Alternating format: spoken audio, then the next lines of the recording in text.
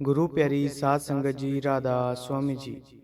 स्वागत है आप सबका एक और नई वीडियो में। संगत जी, आज की जो साखी है बहुत ही प्यारी साखी है। ये साखी एक छोटी बच्ची की है। जब वो बाबा जी के दर्शनों के लिए जिद करने लगी तो उसके साथ क्या हुआ। तो संगत जी, आपके आगे यही बेनती है कि साखी को पूरा जरूर सुनिएगा। और अगर आप हमारे चैनल पर नए हैं तो चैनल को सब्सक्राइब जरूर करें जी। हम इसी तरह की रूहानियत से भरी वीडियो आपके लिए लेकर आते रहते हैं। यह घटना एक सत्संगी परिवार की है। परिवार में माता पिता और उनकी एक 12 साल की छोटी बच्ची थी जो कि बाबा जी को बहुत प्यार करती थी। एक दिन उसके माता पिता घर में बात कर रहे थे कि बाबा जी का ब्यास में सत्संग है, तो क्या हम ब्यास सत्संग सुनने के लिए चलें। तो उस लड़की की माँ कहने लगी कि नहीं, अभी नहीं जा सकते। बच्ची अभी स्कूल जाती है, जब उसकी छुट्टियां होंगी तब ब्यास जाएंगे, इसीलिए अभी तो नहीं जा सकते। तो फिर उसके माता पिता कहने लगे कि ठीक है, अभी नहीं जाएंगे। ये सब बातें उस लड़की ने सुन ली थी कि मेरे मम्मी पापा ब्यास जाने की बातें कर रहे हैं। तो वो बच्ची अपने माता पिता से कहने लगी कि मुझे ब्यास जाना है। उसके माता पिता ने समझाने की कोशिश की कि अभी आप स्कूल जाते हो तो आपकी छुट्टी हो जाएगी, हम तुम्हारी छुट्टियों में ब्यास जाएंगे।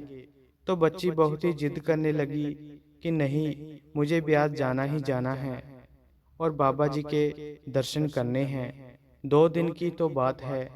तो फिर उसके माता पिता कहने लगे, चलो कोई बात नहीं, अगर आपका बाबा जी के दर्शन करने का इतना ही मन है तो हम ब्यास चलते हैं। उन्होंने ब्यास ट्रेन से जाना था। उन्होंने शनिवार सुबह की ट्रेन की टिकट बुक करवाई, लेकिन उस दिन ट्रेन थोड़ी लेट थी। तो वो छोटी बच्ची कहने लगी कि मम्मी, ट्रेन तो बहुत लेट है, हम टाइम पर कैसे पहुंचेंगे।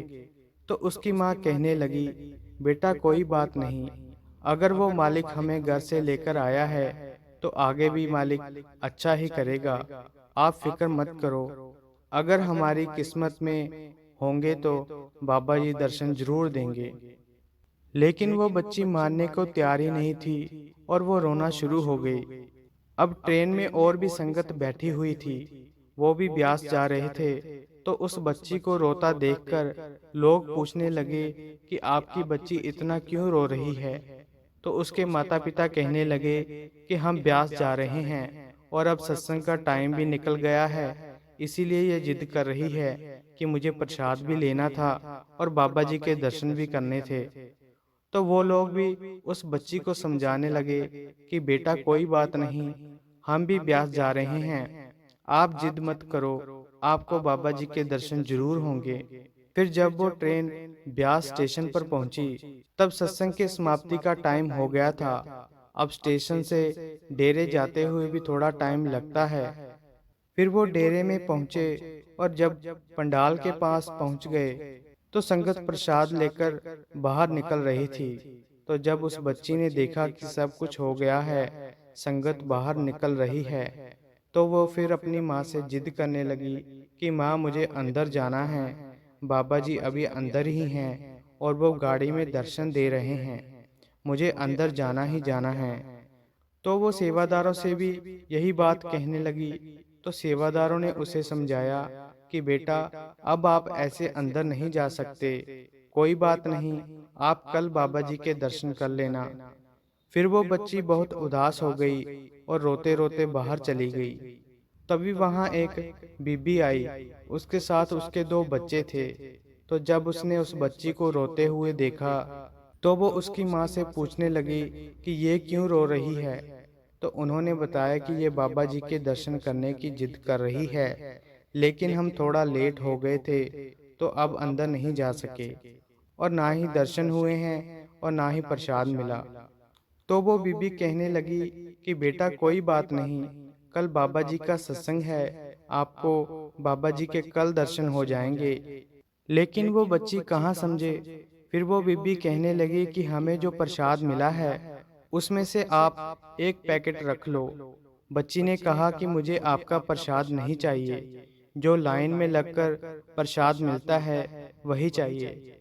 उसकी माँ भी मना कर रही थी कि हमें नहीं चाहिए, ये आपके लिए ही है। तो वो बीबी कहने लगी कि कोई बात नहीं, जैसे हमारे बच्चे हैं वैसे ही ये छोटी बच्ची है। फिर बहुत कहने पर उस बच्ची ने प्रसाद का एक पैकेट रख लिया। फिर उस बच्ची के मन में आया कि प्रसाद तो मुझे मिल गया है, लेकिन बाबा जी के दर्शन नहीं हुए। अब वो फिर जिद करने लगी। उसके माता पिता ने उसे बहुत समझाया कि बेटा कोई बात नहीं, पहले हम लंगर चलते हैं, उसके बाद बाबा जी के दर्शन करने चलेंगे। फिर वो लंगर में चले गए। लंगर से वापस आकर वो एक पार्क में बैठ गए। तो वहां पर कुछ सेवादार सेवा कर रहे थे और आपस में बात कर रहे थे कि आज जहाँ पर रोड़ी की सेवा चल रही है वहाँ पर बाबा जी ने दर्शन देने हैं। ये बात उस परिवार ने सुन ली। अब वो बच्ची फिर जिद करने लगी कि मुझे वहाँ पर बाबा जी के दर्शन करने जाना है। तो उसके माता पिता मान गए और वो वहाँ पर पहुँच गए। जब वो वहाँ पर पहुँचे तो वहाँ सिर्फ सेवादारों को ही दर्शन देने थे, बाकी संगत बाहर बैठी हुई थी। तो वो जब अंदर जाने लगे तो सेवादारों ने उन्हें रोका और कहा कि आप अंदर नहीं जा सकते, यहाँ पर सिर्फ सेवादारों की ही एंट्री है जो रोड़ी की सेवा कर रहे हैं। तो वो कहने लगे कि हमें तो दर्शन करने ही करने हैं और हमारी बच्ची बहुत जिद कर रही है। तो एक सेवादार बीबी आई और कहने लगी कि कोई बात नहीं बेटा, अगर आप इतनी जिद कर रहे हो तो कुछ बच्चे भी यहाँ पर बैठे हुए हैं, आप उन बच्चों में जाकर बैठ जाओ, आपको दर्शन हो जाएंगे।